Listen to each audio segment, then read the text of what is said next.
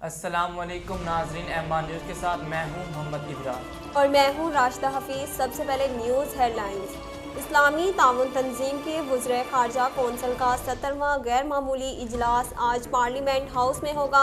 इजलास में अफ़गानिस्तान में इंसानी बहरान से निमटने के लिए इक़दामात का जायज़ा लिया जाएगा। इजलास में OI से रुकन ममालिक, गैर रुकन ममालिक समेत आलमी तंजीमों के 70 के करीब वफूद शिरकत करेंगे।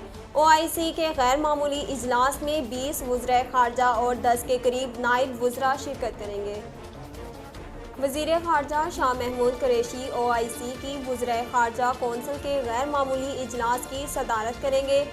वज़ीर आज़म Imran Khan, OIC secretary general Hussein Ibrahim, Saudi वज़ीर ख़ारजा और सदर इस्लामी डेवलपमेंट बैंक भी इजलास से खिताब करेंगे। सऊदी अरब, तुर्की, ईरान, मलेशिया, इंडोनेशिया के वज़ीर ख़ारजा इजलास में शिरकत करेंगे। वस्ती पंजाब में वाक़ई शहर चनियोट में शदीद धुंध के बाद गन्ने से लदी 2 ट्रैक्टर ट्रालियों में खतरनाक तसादुम हुआ।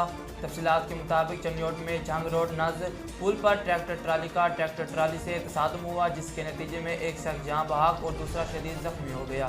रेस्क्यू ज़राए ने बताया है कि तसादुम के नतीजे में ट्रैक्टर ट्राली के नीचे आकर 32 साला सकलैन जहाँ बहाक हो गया और 28 साला मोहम्मद अमीन को तशवीशनाक हालत में अस्पताल मुंतकिल कर दिया गया है। वज़ीर आला पंजाब सरदार उस्मान बुज़दार ने कहा कि नया पाकिस्तान सेहत कार्ड का इजरा नए पाकिस्तान की जानिब एक बड़ा कदम है। उन्होंने अपने बयान में कहा कि जनवरी से नया पाकिस्तान सेहत कार्ड की तारीख साज फलाही मंसूबे का आगाज़ होगा। डेरा गाजी खान डिवीज़न और साहिवाल डिवीज़न में सेहत कार्ड पहले ही दिया जा चुका है।